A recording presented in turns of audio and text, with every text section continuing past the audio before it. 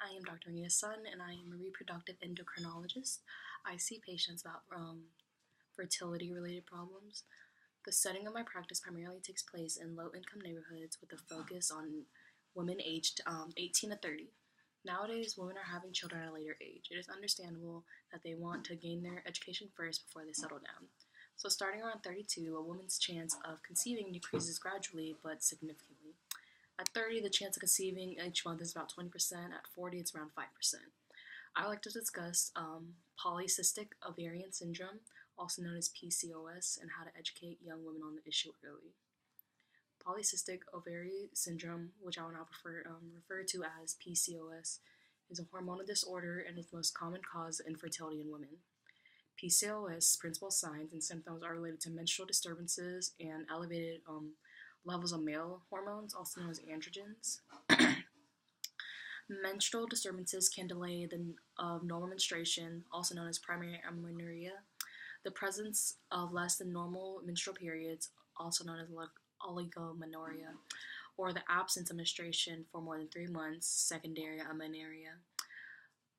Symptoms related to elevated androgens include acne, excess hair growth on the body, also known as hirsutism, and male pattern hair loss. Women who have PCOS do not regularly ovulate, so that is, they don't release an egg every month. And this is why they don't have regular periods, they typically have difficulty conceiving. Treatment of PCOS depends partially on the woman's stage of life. For younger women, we would recommend that they get birth control because they don't want to have babies yet. So we would recommend that they get the birth control pill, especially those with low androgenic side effects can cause regular periods and prevent the risk of uterine cancer. For those who desire pregnancy, a medication called Clomid can be used to induce ovulation. In addition, weight loss can also help normalize menstrual cycles and often increase the possibility of pregnancy in women with PCOS. Now, there is no cure for it, but you can manage the symptoms of PCOS. Many women will need a combination of treatments, and an example of one of those treatments is losing weight and birth control.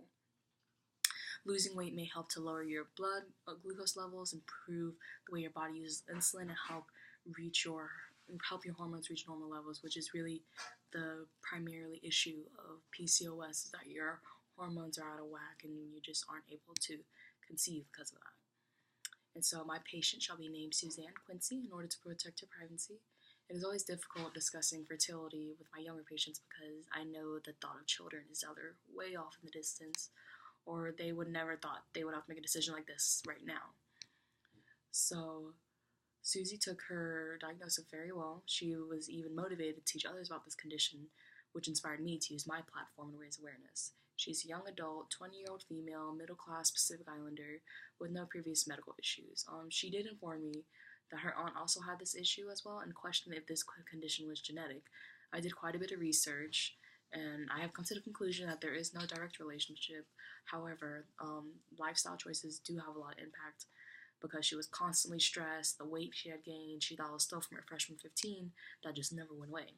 She had no idea it was PCOS, and now she has to think about her fertility options at the age of only 21. Polycystic ovarian syndrome, again, cannot be prevented. However, early diagnosis and treatment helps prevent long-term complications such as infertility, metabolic syndrome, obesity, diabetes, and heart disease. Many women see more than one doctor to confront these issues of their PCOS. So this can lead to frustration when you have to share your symptoms with every single doctor. They tell you a different thing each time. So visual aids can really help these patients be like, what is the problem here? Do you have male pattern hair loss? Just all these symptoms. So it would be easier if they had just one chart, one pamphlet, or something easier for them to understand about the symptoms of PCOS. The symptoms of this may begin shortly after puberty, but can also develop during late teen years and early adulthood, which is why I focus on women from 18 to 30 to catch these symptoms early in order to help prevent the other issues that can arise. And because these symptoms may attribute to other causes or go unnoticed, PCOS may go undiagnosed for a long time. Education at an early age is key, so we must raise awareness about these common symptoms that can be diagnosed as other conditions. We can help make a plan for those diagnosed, and the faster the better. However, we must become better at raising awareness so young girls can be able to tell us their symptoms in the first place. I recommend doctors educate parents so that they can pass the knowledge on. As medical providers, it is important that we provide the right tools for parents to educate their preteens to look for signs so that doctors can diagnose it early. There's also a campaign called PCOS Awareness Association. PCOS Awareness Association is a nonprofit organization dedicated to raising awareness of this disorder worldwide, providing education support services to help women understand the disorder and how it can be treated. With more organizations like this and doctors trying to diagnose this disorder early, I truly believe we can utilize our platform to help those PCOS to the best of our ability. Thank you for your time.